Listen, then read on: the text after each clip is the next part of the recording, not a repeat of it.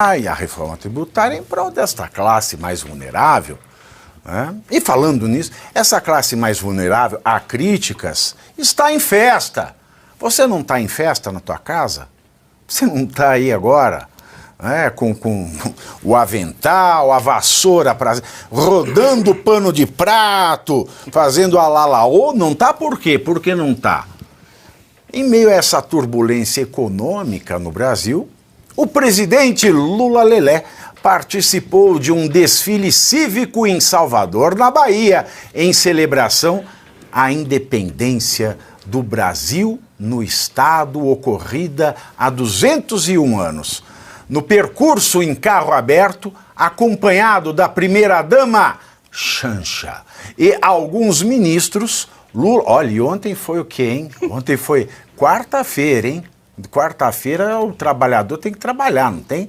Lula usou um turbante dos filhos de Gandhi, né? Imagens, olha, a bola, as bolas do sindicato. Eu quero mais olha, quero imagem deles de turbante. Eu quero imagem de turbante. Eu quero imagem de turbante. Olha o Flávio Dino de turbante. Eu achei que Flávio Dino ele era ministro do STF, não ministro de governo. Né? Ó, o Lula tá aí, olha, com um turbante de filho de Gandhi. A Janja tá com o quê? Isso aí na cabeça dela é o quê? Eu não sei o que é. Coitada da Carmen Miranda. Coitada. É um saco de pão, será? Parece. Eu não sei. É o Dino que tá no carro, né? O Dino? Acho que não era o Dino, não, hein? Não era. Eu não sei. Mas vocês vejam, olha que bonito, ó. Ó, bolas de sindicato, bolas do governo federal. Você veja. Bandeira do MST. Bandeira do MST, até aí, ó. Bandeira do MST, não podemos nos esquecer. Eu achei que era o Flávio Dino, desculpa, que parecia, né? Mas é isso aí. Gesiane, isso aí não é apropriação cultural? Total, eu ia falar isso agora. Por que a Janja e o Lula estão aí com essas vestes, já que é uma apropriação cultural? Sabe quando eu vejo né? ela fazendo essas selfies, essas lives aí? Eu lembro daquela música. Cabeça Branca era um cidadão de bem, um empresário que precisa trabalhar. Fim de semana ele carrega as novinhas e já ganha no churrasco e alto mar. Aí fala assim, mas o dono da lancha é o Cabeça Branca. A champanhe quem paga é o Cabeça Branca. Aí vai, e as novinhas na hora da selfie, junto com as amigas, o velho nunca aparece. Ela fazendo essa selfie aí, ó.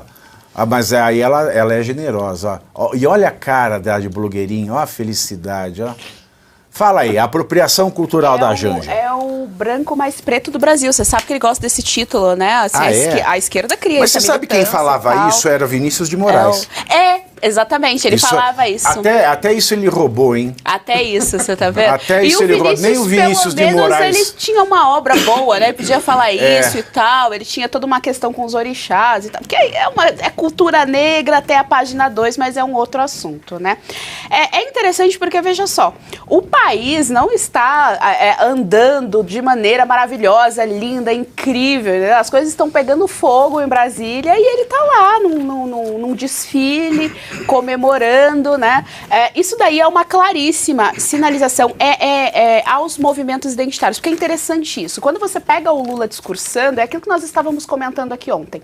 É aquele discurso ainda totalmente sindical, então ele briga ali com a base e tal. Você relembra aquele momento lá, comecinho dos anos 2000.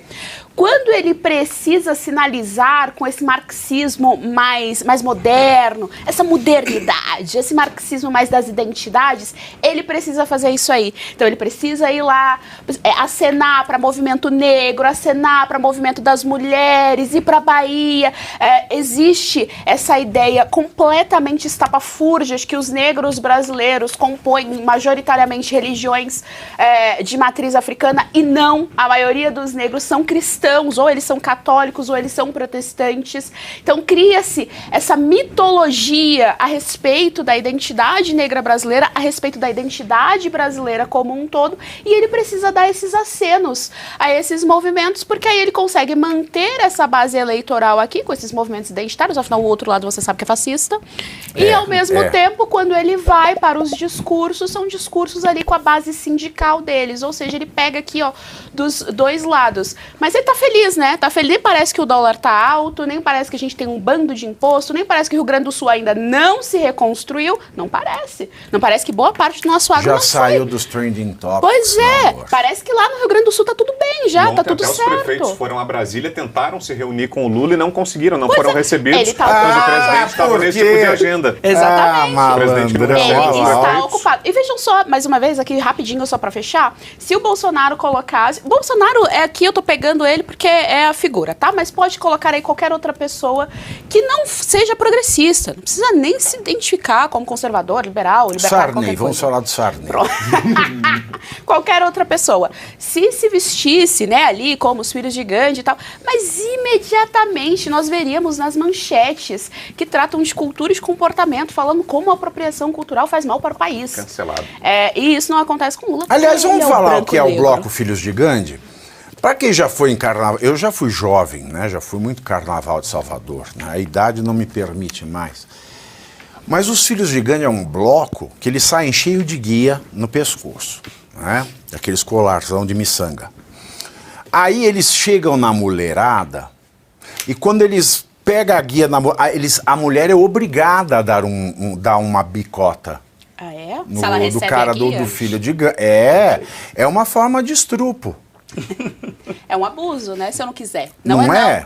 É uma negação. Num país que eles estão lutando contra a PL do estupro. Exato. É a negação de que não é não. Exatamente. Então, aqui não é não, mas não é não. É assim, é uma marcação a ferro, né? Ele chega assim, aí chega o cara do bloco do Filho de Gandhi, aí ele chega assim pra mulher assim, ó. Ela tem que dar um beijo, é a tradição. Meu Deus. Coisa de louco. Sabia disso, não. Eu não É sabia verdade. disso. Que loucura. É verdade. Antes era assim mesmo. Não sei agora. Eu não sei agora também, mas antigamente, né, era assim. Na Idade da Pedra era o tacape, né? O cara pegava aquele porrete de madeira e dava. Agora é uma guia dos Filhos de Gandhi. Tá evoluímos, hein? Mas a pedra fica assim, com a polícia da Bahia lá, porque ela passa lá na pipoca dos carnaval, ela vai descendo o relho, que você não tem noção. Brincadeira. Ué, mas eu vi uma coisa boa nisso tudo, Pavê. Eu achei positivo que o Lula pelo menos esteja se dedicando a esse tipo de agenda, que é melhor do que se ele estivesse dando entrevistas para rádios, falando as bobagens que tem falado sobre economia. Mas ele deu atacando. rádio também. Ele deu entrevista para rádio na Bahia também. É verdade. Mas ainda bem que ocupou parte da agenda com esse desfile, que é mais inofensivo ao país do que se ele estivesse dando entrevistas, atacando o presidente do Banco Central, Roberto Campos Neto, fazendo com que o dólar dispare. Melhor assim. E outro detalhe também, né? A militância teve que se reunir, ele teve que acionar CUT, MST, todos esses que estavam ali compondo a plateia. E olha, foi um evento que balançou a CUT. Haja cutis, viu? Haja cutis para aguentar, porque... E ele estava no estado que... Não, você olha ali, só deu CUT. Só deu. Central Única dos Trabalhadores. Perfeitamente. E veja, tá na Trabalhadores, quarta-feira à tarde. Todos eles, o Lula, Jane, todos eles ali, quarta-feira tava de folga, pelo jeito. Não sei se é feriado estadual. Uns estão em Lisboa, outros estão em Salvador. Eu queria estar em Mykonos, mas não posso. Então, e mesmo no estado que lhe é mais favorável, onde o PT é mais bem votado, a Bahia, que é governada já há mandatos consecutivos pelo Partido dos Trabalhadores, o Lula, para reunir aquele contingente de pessoas, teve que apelar para a mobilização já tradicional do petismo, da CUT, do MST, que levam bandeiras, que levam a sua militância, levam gente com boné e que aí fazem aquela fotografia muito maior. Deve ser isso, por exemplo, que deixa chateado o Lula, porque o principal opositor dele, o presidente Jair Bolsonaro, quando avisa que vai estar um domingo na Avenida Paulista, simplesmente ocupa quarteirões da Paulista, quando desembarca num aeroporto, traz aquela multidão de gente sem ter que combinar com nenhum coletivo, coletivo, com nenhum grupo, mobilizar nenhum sindicato. Simplesmente com a militância espontânea que o acompanha, com os apoiadores que querem conhecê-lo, porque gostam do posicionamento político dele, porque querem ver o Bolsonaro de perto. Ali não, a mobilização tem que sempre contar com o apoio dos braços do petismo. Você acha, Thiago, que se fosse só o Lula e a Janja, não tivesse que mostrar a CUT, ia fazer algum sucesso? Ia ter pelo menos uns vendedores de tapete de 70 mil lá pra ver se... Ah, não tem, né? Ele só compra o importado. Mas, opa, Vivi, ele me lembrou muito o Príncipe da Pérsia com aquele tubante ali, com todo respeito ao pessoal do Filhos de Gandhi. O Príncipe da Pérsia era um jogo de videogame que a gente tinha na nossa infância. A gente é meio contemporâneo de idade, eu acho que você vai lembrar do Príncipe da Pérsia. Lembro Esse do Príncipe evento... da Pérsia. Lembra? Lembro até do Shahrazad. É, você tem um conhecimento cultural mais amplo também, aprofundado. Esse evento de 2 de julho da Bahia, muita gente confunde com a própria independência do Brasil. Na verdade, é uma data onde o pessoal da Bahia, né, expulsou as tropas portuguesas de lá. Então, diferente do 7 de setembro de 1822, em 23 eles expulsaram. E muita gente quer que se torne um feriado nacional, né? Acaba sendo um feriado local, e essa festa toda que eles fazem. E o Lula lembra muito aquele ditado, né? Como o Vitor falou, a assombração sabe para quem aparece, né? Ele teve 72% de voto na Bahia. Você acha que o Lula está ciente desse velho deitado? Qual? Assombração sabe para quem aparece? Não, ele é a própria assombração. Então. Então, no caso ali... Você não está vai... comparando o presidente à loira do banheiro? Não, acho que a loira do banheiro ela tem um histórico mais digno, creio, tá? Agora eu vou Porque se fosse a loira do banheiro, eu te processava agora. Certo. Loira do banheiro, entre em contato aqui, eu represento você nessa ação. A loira mata sem tanto sofrimento, né? Acho que ela é mais... Tem uma coisa que o Vitor Braun falou, que de tudo que foi falado aqui, é importantíssimo e interessante. O Vitor Braun falou algo... o Vitor Braun tem um faro jornalístico. Muito melhor. É o cheiro da Um faro jornalístico. É muito melhor ele estar ali pulando o carnaval fora de época do que ele está fazendo manifestação. Eu quase cheguei à conclusão de, então é melhor ele não fazer nada daquilo para o qual ele é pago do que tentar fazer alguma coisa e quebrar o Brasil com qualquer coisa que ele faça. Parece que sabe, ele lembra uma regra daqueles grandes empresários que quando tem um filho vagabundo que não serve para nada, ele dá uma mesada e manda para fora do país exatamente para ele não atrapalhar a empresa. Já não fez isso com a Dilma? 300 mil reais por mês. Essa é maravilhosa. É possível que tenha sido isso. Mas ele lembra bastante. O que mais que me assusta é que as pessoas não percebem que isso é uma propaganda que ele está fazendo. Ele está fazendo militância política para reunir a base para eleger os seus candidatos naquele determinado local. Aí ele vai no dia 2 de julho, que é uma data festiva na Bahia, que querem implantar como feriado nacional, e não tem necessidade disso, porque o feriado da independência nós já temos, independentemente da maneira como aconteceu, por um ato de um jovem de 24 anos, brilhante, excepcional, que conseguiu garantir e preservar a integridade territorial do Brasil. O nome desse indivíduo é Dom Pedro I, que ele fez a nossa independência, negociou, razão pela qual não teve tanto derramamento de sangue, apesar de ter tido sim. Mas veja, nós já temos, mas querem empurrar porque é uma data festiva na Bahia. A Bahia tem todo o direito de fazer essa data festiva. O que me incomoda é ele, ao invés de estar trabalhando, ir lá pulando o carnaval, aproveitando da data para fazer propaganda. Pulando é bondade também, que ele tá lá só chacoalhando. Mas ele Pulando. tá lá, Você sabe, pulando, tá não vou lá. falar que é fake news. Não, mas ele Você tá viu lá, ele pular? Sei lá o que ele tava Ele não fazendo consegue lá. pular. Eu sei lá o que ele estava fazendo, mas ele está ali fazendo propaganda eleitoral. O que ele está querendo é reunir a sua base, ó, pessoal da CUT, pessoal do sei o quê, MST, vem todo mundo aqui e vamos fazer de conta que tem massa crítica. Porque essa é a jogada. Criar a sensação de massa crítica. O que é massa crítica? Número suficiente para dizer a gente pode ganhar em qualquer lugar. E não sei nem se ele ganha lá. Porque parte da população baiana já está por aqui com esses governos. Já não aguenta mais. Já foi no limite. Porra aqui, professor. Agora eu vou contar uma coisa para vocês. Ainda tem muito mais gente vendo ao vivo do que like dado. E eu vou contar uma novidade. O preço do arroz e do feijão vai subir. Vai subir. E você vai descobrir, isso me dá até dor, me dá até cólica, sabe?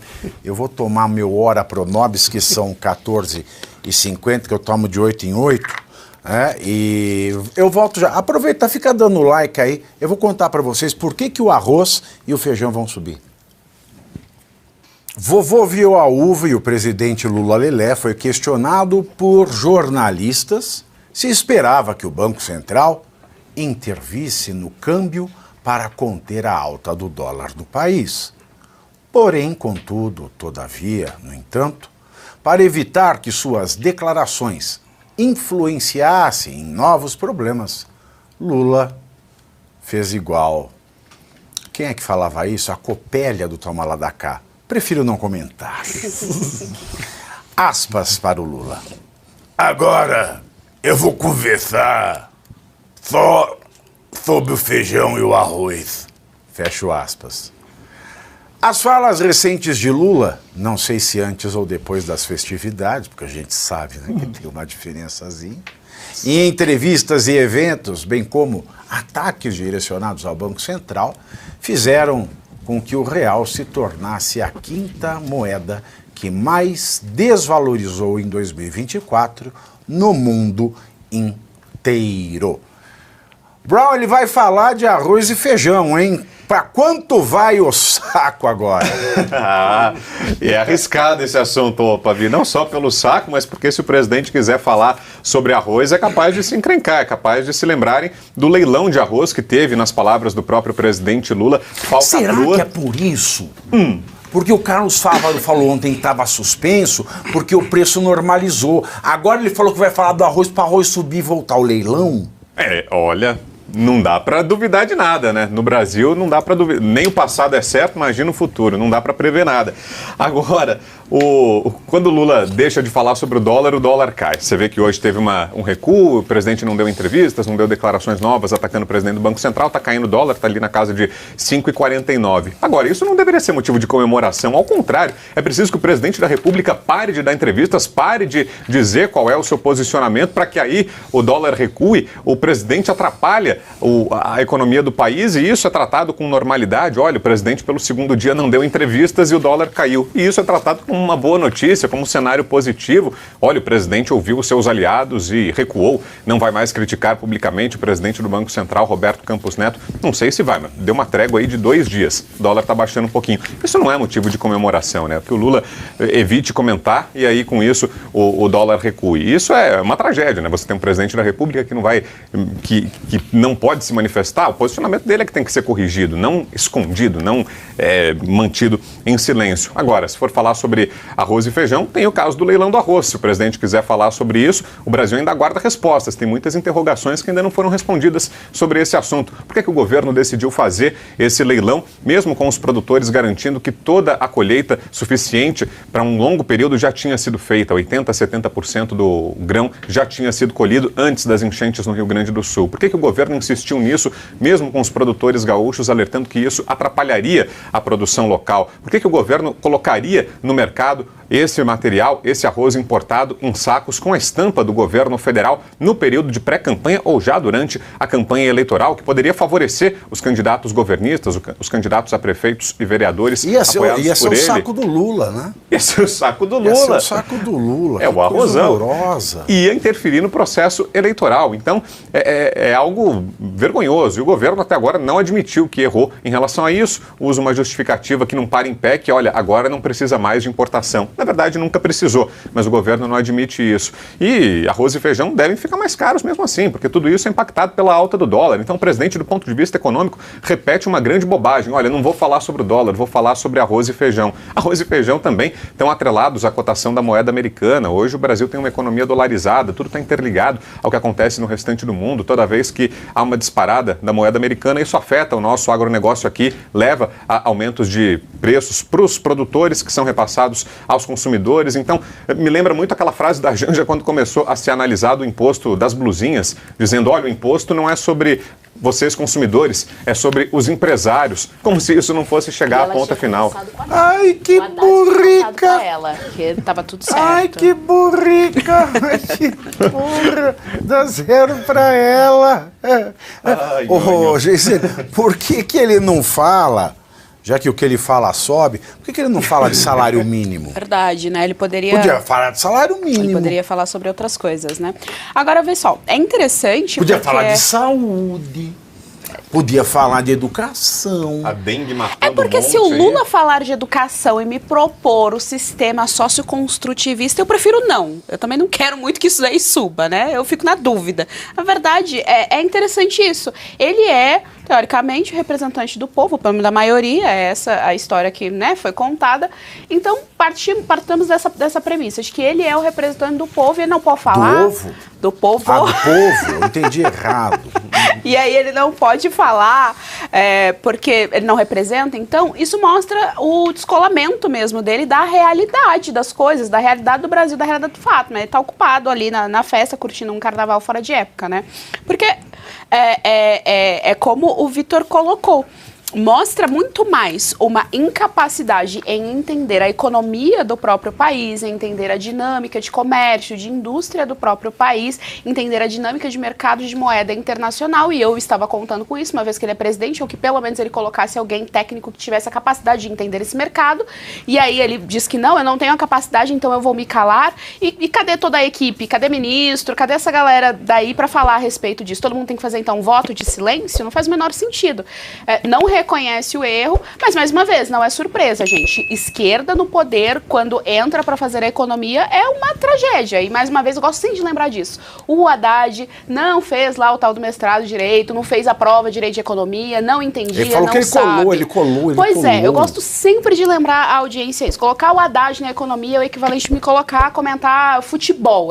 Nós entendemos ali a mesma coisa, tete a tete de cada assunto. Então, assim, não faz o menor sentido, é uma vergonha ele abrir a boca e dizer isso. E, mais uma vez, ele passa essa ideia de como se fosse uma perseguição. O que ele fala, como eu sou pobre, coitado, sou perseguido pela imprensa, sou perseguido pelo mercado, que eu não sei se a audiência lembra, mas ele já disse que o mercado é bolsonarista. Então, como eu sou perseguido, vou ficar calado, vou ficar em silêncio porque eu estou sendo perseguido. Não é perseguição. O mercado está se movimentando, a indústria brasileira está se movimentando, tendo em vista ações de um governo marxista esquerda no poder. O governo comunista, como ele mesmo gosta de dizer, de se auto-intitular comunista com orgulho. Por que ele não fala, professor Suano, em saneamento básico, para ver se sobe? Olha, eu não quero ser antipático, mas da minha perspectiva, estamos falando que o Lula calado. Três formas o Lula ter um bom governo, tem um ótimo governo e um governo excepcional. Para ele ter um bom governo, cala a boca. Não fala sobre nada, e é melhor até que ele não governe. Fique só calado lá e sentado no Palácio da Alvorada. Para ele ter um ótimo governo, renuncia. Será o melhor governo da história se ele renunciar. Agora, se ele quiser um governo excepcional, ele mobiliza as massas, empicha o Alckmin e renuncia logo depois, para a gente fazer uma nova eleição. Isso seria a melhor forma que o Lula poderia fazer. Eu não gosto muito de teoria da conspiração, mas eu sou obrigado a achar que não é o fato dele não entender, realmente ele não entende do que ele está falando. A função do Lula é apenas mobilizar as massas, ele continua agindo como um sindicalista, tentando mobilizar as massas para alguma coisa. O problema é que a gente pergunta, que coisa é essa que ele quer chegar, a qual ele quer chegar? Ele não sabe, porque ele só quer o poder e usufruir das benesses do poder. Não estou falando nem de corrupção. É viajar pelo mundo inteiro, não comer comida de palácio, que a comida não é boa. Comida servida em palácio, hotel de 5 estrelas, para ele não é boa. Ele quer uma comida diferenciada. Ele quer sambiquira, ele quer comer a sambiquira com a janja. Então, mas aí essa é a função dele. Então, quando ele vai e faz esses discursos e começa a falar do feijão com arroz, que é o que ele quer, a partir de agora, tratar, eu chego à conclusão de que, será se de repente ele não está agora direcionado a mando de alguém ou com uma reunião do Petit Comitê que disse, olha, começa a falar do arroz que é para a gente trazer o problema de novo e assim a gente começa a tentar trabalhar em função desse leilão. Ora, mas já foi dito, não precisamos importar arroz. Essa é a razão, inclusive, eu já encerro agora, pela qual eu não passo a mão na cabeça do Eduardo Leite. Este é um momento em que o Eduardo Leite deveria ser um líder do seu povo lá do Rio Grande do Sul e falar, negócio é o seguinte, meu querido, o senhor é presidente da República e sou governador do estado, o senhor cala a boca e não fala mais do arroz. Porque nós temos arroz suficiente. Quanto ódio, ponto. professor. Não é ódio. Isso não é ódio, é uma solicitação de liderança de alguém que foi eleito para governar o seu povo. E o povo dele é o povo do Rio Grande do Sul. E ele não fez nada e está aceitando todas as imposições, inclusive essa que pode quebrar os produtores do Rio Grande do Sul. porque se porventura isso for levado adiante, isso não foi levado adiante, porque a imprensa teve coragem de denunciar aquilo que estava acontecendo. Eles admitiram que teve erro, olha que coisa estranha, admitem que teve erro, mas foi talvez um erro técnico, um probleminha com uma empresa. Não é possível que uma empresa que é um aluguel de carro, é apenas um probleminha. Não é possível uma empresa que tem 5 mil.